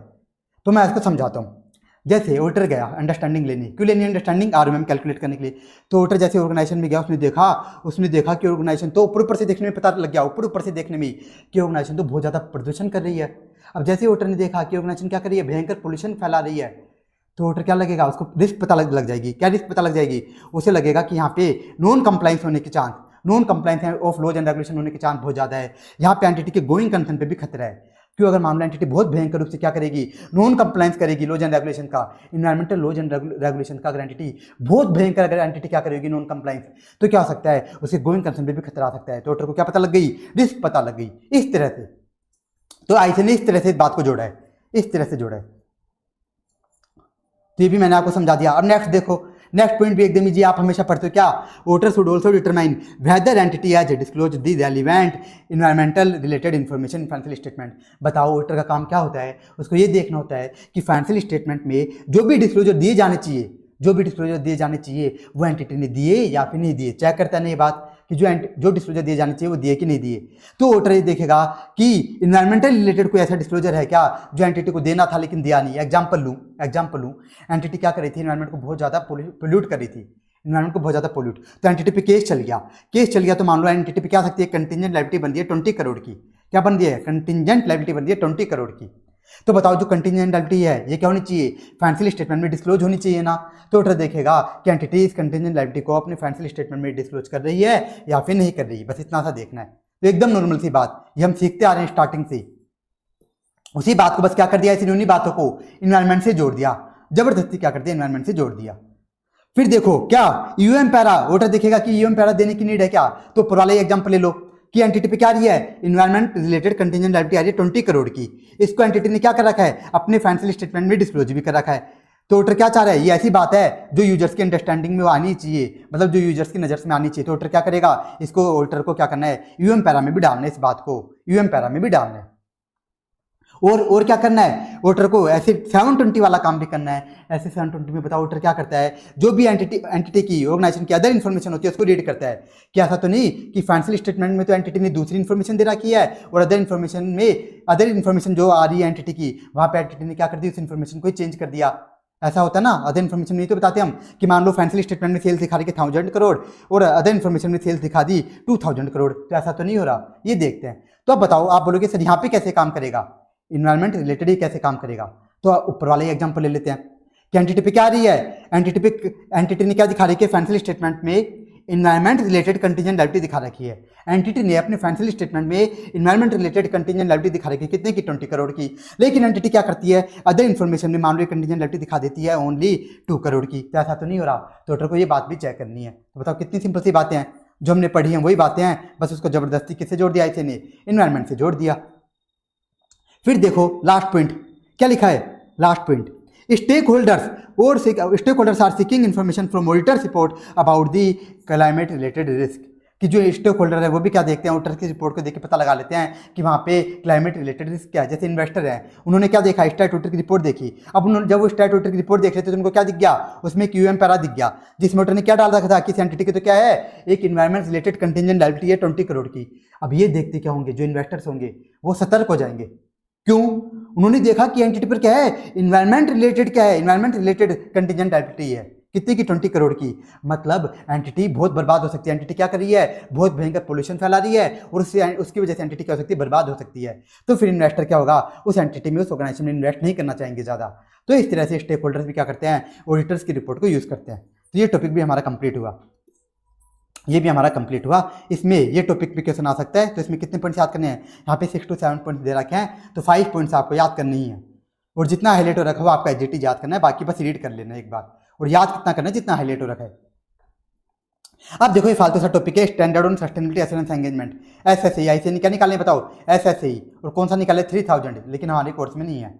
तो ये फालतू बात दे रखी है कि जो स्टैंडर्ड निकाले किस किस को फायदा करेगा, तो किसको फायदा करेगा बताओ, सीए को फायदा करेगा, जो व्यक्ति क्या कर रहा है, एश्योरेंस दे रहा है उसको फायदा करेगा, जो सीए एश्योरेंस दे रहा है उसको हेल्प लगेगी भाई मेरे को काम कैसे करना है, और किनको फायदा होगा, और सभी लोगों को फायदा होगा, एंटिटी को, स्टेक होल्डर्स को, इन्वेस्टर्स को, गवर्नमेंट को, सभी लोगों को फायदा होगा। एकदम फालतू सा टॉपिक है, रीड वाला, बस ये आपको रीड करना है, ये टॉपिक आपको रीड करना है। तो ये हमारा कंप्लीट हो गया, एकदम डिटेल में मैंने आपको समझा दिया, पूरा डिटेल में बताया, एक भी बात नहीं छोड़ी, पूरा आपको डिटेल में समझा दिया, और ये चैप्टर हमारा कंप्लीट। इसके कुछ क्वेश्चंस करवा देता हूं मैं आपको।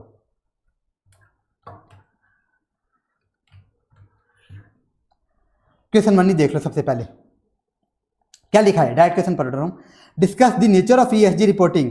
क्या पूछा है, discuss the nature of ESG reporting. तो बताओ क्या डालना आपको, अभी आपको दिखाता हूं ताकि आपको समझ आ जाए क्वेश्चन कैसे बनते हैं। देखो 3 पिलर्स वाले में क्या लिखा था, 3 पिलर्स पे क्वेश्चन आ सकते हैं, या फिर नेचर ऑफ ESG रिपोर्टिंग, तो आपको क्या लिखने थे, 3 पिलर्स के नाम लिखने थे। और दूसरा क्या पूछा है क्वेश्चन में, देखो तो हम क्या करेंगे, discuss the nature of ESG reporting डाल दिया, एनवायरमेंट, सोशल, गवर्नेंस। फिर दूसरा क्या पूछा है, how can corporates contribute to SDG, sustainable development goals. तो देखो सस्टेनेबल डेवलपमेंट गोल्स कितने सारे थे, तो कंपनियां क्या कौन कौन से कॉर्पोरेट डेवलपमेंट गोल्स को अचीव कर सकती है, क्या क्या, ये गरीबी मिटा सकती है, भुखमरी मिटा सकती है, ये क्या कर सकती है, लोगों को जॉब दे सकती हैं, ये कर सकती हैं, और रेस्पॉन्सिबल कंजम्पशन कर सकती है रिसोर्सेज का, ये सारे काम कर सकती हैं, डिफोरेस्टेशन वगैरह रोक सकती हैं, तो ये सारे काम कर सकती हैं। ये लिखा देखो, गरीबी खत्म कर सकती है, लोगों को एजुकेशन दे सकती है, इनइक्वालिटी खत्म कर सकती है, इन्वायरमेंट को फायदा कर सकती है, ये सारी बातें यहाँ पे लिख दी कि कॉर्पोरेट कैसे कंट्रीब्यूट कर सकती है। तो ये क्वेश्चन है, अच्छा क्वेश्चन है, देखना आपको। फिर एकदम इजी क्वेश्चन है, डायरेक्ट है, ये देखो क्वेश्चन नंबर 6, स्पीड से पढ़ देता हूं मैं। देखो क्या हो रहा है, इसमें इंटीग्रेटेड रिपोर्टिंग की बात हो रही है, और आपको 2 इन्फॉर्मेशन दी गई है, 2 पॉइंट दिए गए हैं। पूछा जा रहा है, discussing about information, identify which of the capitals of integrated reporting are being referred to at first and second point, कि पहले और दूसरे पॉइंट में इंटीग्रेटेड रिपोर्टिंग के कौन सी कैपिटल की बात हो रही है, केस स्टडी पूछ ली। तो पहले केस में क्या बोला जा रहा है कि एंटिटी ने कैसी ऐप यूज करी, एंटिटी ने एक ऐसी ऐप यूज करी, इनोवेशन किया, जिससे क्या हो गए, उसके कस्टमर 2 लाख से 4 लाख हो गए, उसका प्रॉफिट भी बढ़ गया। यहाँ पे बताओ किसकी बात हो रही है, इनोवेशन की बात हो रही है। तो यानी इसमें किसकी बात हो रही है, यहाँ पे बात हो रही है इंटेलेक्चुअल कैपिटल की। दूसरे में देखो एंटिटी क्या करी, CSR एक्टिविटी करी, यानी यहाँ पे किसकी बात हो रही है, सोशल कैपिटल की। तो आपको क्या बताना है कि यहाँ पे इंटेलेक्चुअल कैपिटल है, उसकी डेफिनेशन बतानी है, और सेकंड वाले पॉइंट में आपको बताना है कि जो सेकंड पॉइंट है उसमें सोशल कैपिटल है और उसकी डेफिनेशन बतानी है। हो गया ये कंप्लीट, एकदम इजी सा क्वेश्चन है। तो इस तरह से पूछ लेता है इसे इंटीग्रेटेड रिपोर्टिंग वाले में क्वेश्चन। और देखो ये इजी है, ये भी एकदम इजी, आराम से हो जाएंगे। अब ये देखो क्वेश्चन नंबर 11, तो इसमें देखो कैसे पूछा है, क्या लिखा है, one of the principle emphasized that the business decision in an organization should be open to disclosure and accessible to the relevant interested parties, elucidate the essence of core elements associated with the above aforesaid principle. बोला जा रहा है किस question के अंदर जिस principal की बात हुई है उसके कोर एलिमेंट्स बता दो। डायरेक्ट नहीं बोला कि कौन से प्रिंसिपल का है बताना है, इसमें आपको क्या लिख दिया, अंदर की लाइन लिख दी। अभी आपको दिखाता हूँ, एज इट इज लाइन छापे देखो, ऐसे नहीं, एज इट इज लाइन अभी आपको दिखा देता हूँ मैं। ये देखो प्रिंसिपल 1 क्या लिखा हुआ था, this principle emphasized that the business decision should be open to disclosure to relevant interested parties. तो ये लाइन डाल दी क्वेश्चन में, तो इससे हमें पता चल गया किस प्रिंसिपल की बात हो रही है, प्रिंसिपल 1 की बात हो रही है। तो आपको क्या लिखना है, बस पूरे प्रिंसिपल 1 का आंसर छाप देना है। तो इस तरह से क्वेश्चन करना है। ये क्वेश्चन भी कंप्लीट हो गया। ये क्वेश्चन देखो, ये अच्छा है, ये पूरा डिटेल में तो नहीं बता पाऊंगा, थोड़ा सा बता देता हूं मैं। CTO लिमिटेड क्या है, एंगेज है, is engage in the fintech business. काम की बात देखो इसमें, it is a member of industry chambers and trade associations. और क्या करना है इसको, ये जो CTO लिमिटेड है इसको क्या करनी है, कंपलसरी मैंडेटरी क्या करनी है, BSR रिपोर्ट बनानी है इसको। फिर आपसे क्या पूछा जा रहा है क्वेश्चन में कि considering the about discuss how about information would likely to be disclose by the company in principle wise performance disclosure. मतलब पूछा जा रहा है कि सेक्शन सी में आप इसको कैसे डिस्क्लोज करोगे, ये आपसे पूछा जा रहा है। और पूछा जा रहा है कि जो ऊपर इन्फॉर्मेशन हमको बताई गई है, जो भी ऊपर इन्फॉर्मेशन दी गई है वो सारी क्या मैंडेटरी डिस्क्लोज करनी है। क्या मैंने क्या बताया था, प्रिंसिपल वाइज में दो इन्फॉर्मेशन होती है, एक होती है मैंडेटरी डिस्क्लोजर एसेंशियल इंडिकेटर, और एक होते हैं ऑप्शनल डिस्क्लोजर लीडरशिप इंडिकेटर। तो बताओ मेंबर वाली बात ये तो कहाँ लिखी थी प्रिंसिपल में, यानी ये तो क्या हो गया मैंडेटरी। और बाकी के आगे क्या बात पढ़ोगे ना, यहाँ से लेकर के दी कंपनी है सबमिटेड, यहाँ से लेकर के जितनी भी बात पढ़ोगे ये सारी बातें प्रिंसिपल में कहीं पर भी नहीं आई। तो ये सारी बातें क्या है, एंटिटी एक्स्ट्रा भलाई के काम कर रही है। तो एक्स्ट्रा भलाई के काम क्या होते हैं, लीडरशिप इंडिकेटर। एक्स्ट्रा भलाई के काम क्या होते हैं, लीडरशिप इंडिकेटर। तो यहाँ से लेकर के यहाँ तक क्या है, एक्स्ट्रा भलाई के काम है, ये सब क्या है, ऑप्शनल। तो देखो ऐसे नहीं लिखा, सबसे पहले पूछा क्या हाउ अबाउट इन्फॉर्मेशन, किस तरह से डिस्क्लोज करोगे। तो हम बताएंगे कि प्रिंसिपल के अंदर जो भी इन्फॉर्मेशन आती है हम कैसे डिस्क्लोज करते हैं, एक तो एसेंशियल इंडिकेटर में और एक लीडरशिप में। फिर आप बताओगे इस क्वेश्चन में कौन सी इन्फॉर्मेशन मैंडेटरी में जाएगी और कौन सी ऑप्शनल में। तो देखो मेंबर वाली बात कहाँ पे आई थी, प्रिंसिपल 7 में हमने पढ़ी थी, प्रिंसिपल 7 में। तो ये बात तो कहाँ जाएगी, ये तो कहाँ जाएगी, एसेंशियल में। इन्फॉर्मेशन रिलेटिंग टू मेंबरशिप कहाँ जाएगी, एसेंशियल में। और बाकी जितनी बातें हैं सारी कहाँ जाएगी, ऑप्शनल डिस्क्लोजर में जाएगी, ऑप्शनल में जाएगी। और ऊपर क्या लिखा है, आप बोलोगे सर ऊपर वाले आंसर में क्या लिखा है, इसमें लिखा है ऊपर तो नाम लिख दिया कि यहाँ पे कौन से प्रिंसिपल की बात हो रही है, प्रिंसिपल 7। और सेकंड पैरा में क्या लिख दिया, कोर एलिमेंट लिख दिए, प्रिंसिपल 7 के कोर एलिमेंट लिख दिए, बस ये किया। तो ये क्वेश्चन भी कंप्लीट हो गया। अब एक क्वेश्चन और करवा देता हूँ, इसको थोड़ा स्पीड से कराना पड़ेगा। देखो कितनी बड़ी केस स्टडी, अगर इसको पूरा करवाऊंगा तो 15-20 मिनट ये ले लेगा। उतना करवा देता हूँ जिससे आपको समझ भी आ जाए। तो देखो क्वेश्चन 16, इसमें क्या हो रहा है, जो पैरा काम का है वो पढ़ा देता हूँ आपको। पैरा 2, ये है पैरा 2। इसमें क्या बताया गया है, toxicity levels of agro chemicals are harmful, कि जो ऐसे केमिकल जो एग्रीकल्चर में काम आते हैं वो क्या हार्मफुल है। वो किसके लिए हार्मफुल है, ऐसे बोला गया नॉट ओनली टू वर्कर्स, सिर्फ एम्प्लॉइज के लिए हार्मफुल नहीं है, फॉर फार्मर्स के लिए, मिट्टी के लिए मतलब इन्वायरमेंट के लिए, और एंड कंज्यूमर्स के लिए, सभी के लिए हार्मफुल है। तो एक इंडिया का एक बोर्ड है CIB बोर्ड, उसने क्या किया, कैटेगराइज कर दिया एग्रो केमिकल्स को using red, yellow, blue and green labels. मतलब जहाँ पे रेड, जिसको रेड लगा है वो तो क्या सबसे ज्यादा हार्मफुल है, बहुत खतरनाक है, और जो ग्रीन है वो हार्मफुल नहीं है, ना के बराबर हार्मफुल है। तो इस तरह से उन्होंने कैटेगराइज करा। बस ये हमें जानना था यहाँ पे। अब देखो सबसे मेन इन्फॉर्मेशन कि कंपनी A और B ये क्या है, दोनों लिस्टेड कंपनीज है, और दोनों किस में आती हैं, टॉप 1000 लिस्टेड कंपनी में आ रही है। किस में आ रही है, टॉप 1000 लिस्टेड कंपनी में। ये दोनों क्या कर रही हैं, ये क्या कर रही है, दोनों क्या कर रही है, प्रोडक्शन कर रही है एग्रो केमिकल्स का। और लेकिन जो कंपनी ये है ना, कंपनी ये क्या करना चाहती है, कंप्लाई करना चाहती है ESG का। ये एक अच्छी एंटिटी क्या करना चाहती है, एनवायरनमेंट के लिए काम करना चाहती है, सोसाइटी के लिए। लेकिन जो कंपनी B है, वेल कंपनी B, ये किस पे फोकस करती है, ये फोकस करती है रेवेन्यू कमाने में, प्रॉफिट कमाने में। अब देखो कंपनी क्या थी, अच्छी कंपनी थी। तो कंपनी ने क्या डिसीजन लिया कि हम क्या करेंगे, जो हमारे रेड लेबल वाले प्रोडक्ट है, मतलब जो सबसे खतरनाक, जो सबसे ज्यादा हार्मफुल है अपने एम्प्लॉयज के लिए, फार्मर्स के लिए, इन्वायरमेंट के लिए, सबके लिए जो हार्मफुल है, उनको क्या कर रही है, एलिमिनेट कर रही है, खत्म कर रही है। और क्या कर रही है, R&D पे खर्चा कर रही है ताकि प्रोडक्ट क्या बने, सेफ बने। क्या कर रही है, R&D पे खर्चा कर रही है। और ये क्या कर रही है, साथ ही साथ रेड लेबल वालों को तो उठाई रही है, और देखो येलो लेबल भी क्या थे, खतरनाक थे, तो उनको भी उठा रही है। और एक काम और करिए, कंपनी जो also planning to incur small expenditure to provide for all its products a unique labelling system that is user friendly. क्या कर रही है, अपने प्रोडक्ट्स पे कुछ लेबलिंग भी लगा रही है, लेबल कर रही है, ताकि यूजर्स को पता लग सके कि इस प्रोडक्ट को कैसे यूज करना है, वो कर रही है वो काम। तो ये सब काम करिए। तो अब देखो क्वेश्चन देखो क्या पूछा है, what would be the reporting requirement for each of the two companies. बताओ उनको कौन सी रिपोर्टिंग करनी है। तो हमने क्या देखा है, दोनों कंपनी टॉप 1000 लिस्टेड कंपनी, तो क्या करनी है, इनको मैंडेटरी BRSR रिपोर्ट बनानी है। तो आंसर में ये लिखा, दोनों कंपनी को क्या करनी है, BRSR रिपोर्ट बनानी है। दूसरा क्वेश्चन देखो, which company has absorbed the impact of possible future regulatory changes. इसका मतलब क्या है, इसका मतलब ये है कि कौन सी एंटिटी है जो इन्वायरमेंट के लिए और सोसाइटी के लिए काम कर रही है, बस इतना सा मतलब है। तो कौन सी एंटिटी है बताओ, ये कंपनी ए है, कंपनी ए काम कर रही है। तो आप बताओगे कंपनी ए कर रही है। अब इसमें एक चीज और पूछी गई, what are the steps taken by that company. इस कंपनी ने इन्वायरमेंट के लिए, सोसाइटी के लिए क्या क्या स्टेप्स लिए। तो आपको बताना पड़ेगा कौन कौन से प्रिंसिपल को कंप्लाई करी है। अब आप बताओ, जो मैंने केस स्टडी पढ़ी इसमें कहीं पर भी प्रिंसिपल 1 की बात हुई क्या, नहीं हुई। प्रिंसिपल 2 की बात हुई क्या, प्रिंसिपल 2 क्या बात करता है कि आप अपने लोग जो कस्टमर्स उनको सेफ प्रोडक्ट दो, क्वालिटी प्रोडक्ट दो। अब बताओ ये एंटिटी क्या कर रही है, अपने प्रोडक्ट को सेफ बनाने के लिए क्या कर रही है, R&D का खर्चा कर रही है। और क्या कर रही है, ये बेकार प्रोडक्ट्स को क्या कर रही है, एलिमिनेट कर रही है, मतलब उनको क्वालिटी प्रोडक्ट दे रही है। यानी यहाँ पे क्या हो रहा है, प्रिंसिपल 2 कंप्लाई हो रही है। तो आप बता दोगे प्रिंसिपल 2 कंप्लाई हो रहा है एक तो। और अब बताओ आप, क्या प्रिंसिपल 3 कंप्लाई हो रहा है क्या यहाँ पे, प्रिंसिपल 3 किसकी बात करता है? एम्प्लॉयज की। तो देखो आप, ये एंटिटी क्या कर रही है? कंपनी है, इन रेड लेबल वाले प्रोडक्ट्स को येलो लेबल को एलिमिनेट कर रही है। और ये देखो, ये जो प्रोडक्ट्स थे क्या थे? एम्प्लॉयज के लिए भी हार्मफुल थे, यानी एम्प्लॉयज के लिए भी काम कर रही है, एम्प्लॉयज के लिए भी काम कर रही है। और बताओ क्या प्रिंसिपल 4 के लिए कुछ काम कर रही है क्या? नहीं कर रही। प्रिंसिपल 5 बताओ, ह्यूमन राइट्स, इसकी कोई बात आई क्या? उसकी भी बात नहीं आई। प्रिंसिपल 6 किसकी बात कर रहा था? एनवायरनमेंट। अब देखो ये जो एग्रीकेमिकल थे, ये क्या कर रहे थे? एनवायरनमेंट को भी नुकसान पहुंचा रहे थे, यानी एंटिटी क्या कर रही है? प्रिंसिपल 6 के लिए भी काम कर रही है, प्रिंसिपल 3 के लिए भी काम कर रही है। अब देखो क्या इस केस स्टडी में कहीं पर प्रिंसिपल 7 की बात आई क्या? नहीं आई। प्रिंसिपल 8 की बात आई क्या? कि हम गरीब लोगों की, जो गरीब समाज के लोग हैं उनकी भलाई करें, उसकी भी नहीं। प्रिंसिपल 9 वो क्या बोलता है कि कस्टमर को सेफ यूसेज बताओ कि कैसे यूज करना है, तरीका बताओ। और एंटिटी क्या कर रही है? देखो एंटिटी क्या कर रही है इस क्वेश्चन में? लेबलिंग सिस्टम लगा रही है लोगों के लिए, यानी यहाँ पे एंटिटी क्या करी है? प्रिंसिपल 9 की भी बात करी है। तो एंटिटी किस किस की बात करी है? प्रिंसिपल 2, प्रिंसिपल 3, प्रिंसिपल 6 और प्रिंसिपल 9। तो ये लिखा है इस आंसर में।